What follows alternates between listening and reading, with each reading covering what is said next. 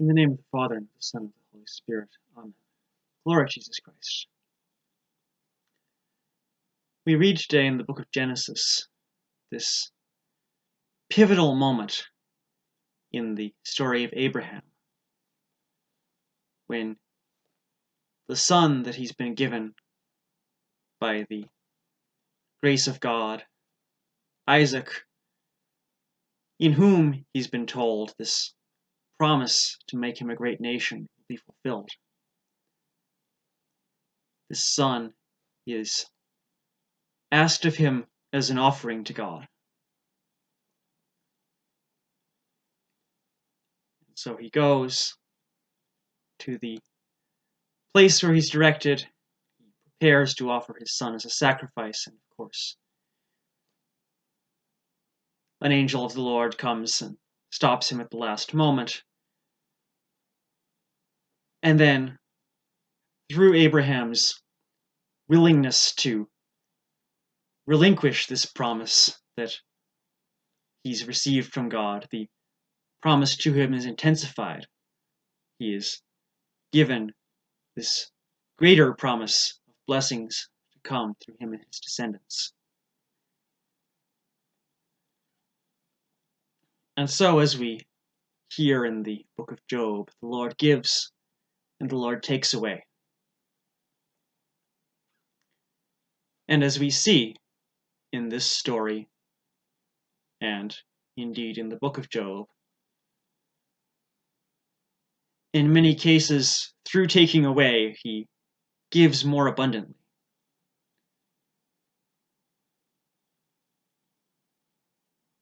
We find ourselves, many of us Orthodox Christians in various parts of the world, are deprived of the services of the church. We have access, of course, to viewing many of them online, to these various technological resources of connection, but for those of us really steeped in the liturgical life of the church, we recognize immediately what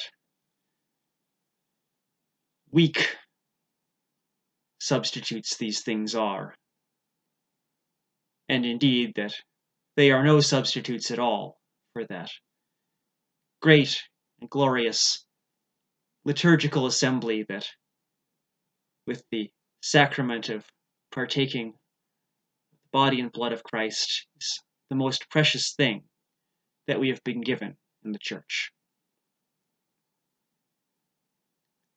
And I spoke on Wednesday about this theme in the prophets, these afflictions visited upon God's people,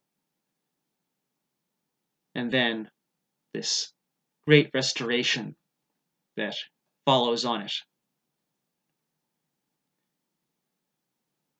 And indeed, in some of these works of prophecy, one of the afflictions that is visited upon the people is their loss of access to the temple.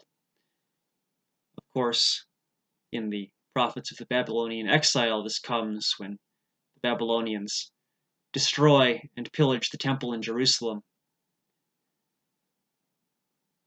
In the prophecy of Joel, it comes about through a plague that makes the grain offerings and drink offerings impossible because there's no grain or wine to be had for them.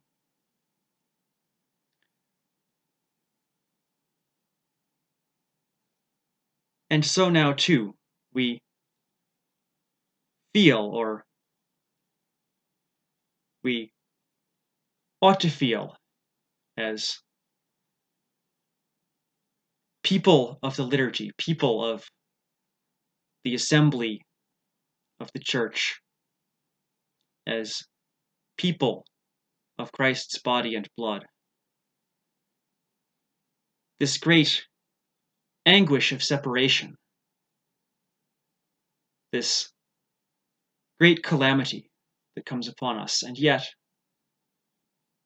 in this we look with hope toward our restoration.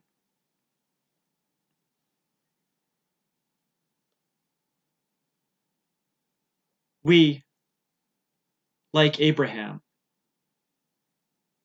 seem to see taken from us this greatest gift that God has given us, this manifestation of his covenant with us.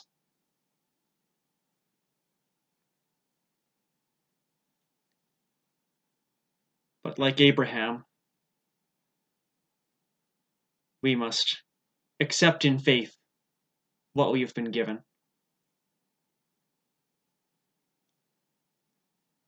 And like the prophets and those to whom the prophets spoke, we must accept this as an opportunity to humble ourselves before God, to cry out to him, to repent before him, and to pray to him in our homes, in the deep chambers of our heart, with renewed vigor, with renewed zeal, crying out to him for our restoration, our healing, and our deliverance.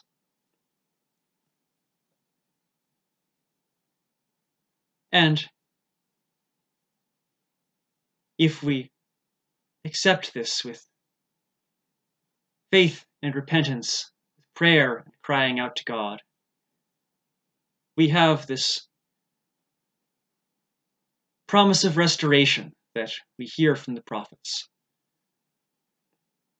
This hope that yet greater things will be given to us, that we will return in due time to the liturgical assembly of the Church, and having purified our hearts through prayer and repentance, having learned through this new struggle a deeper and more fervent life of prayer, we will receive this divine liturgy given back to us in due time as a new and greater gift, one which we are able to receive even more profoundly than before, one for which we will have a new appreciation, and one from which we can, even more through the purification of our hearts, receive the great gift of the outpouring of the grace of our God, to whom be all glory, honor, and worship, now and ever into the ages of ages. Amen.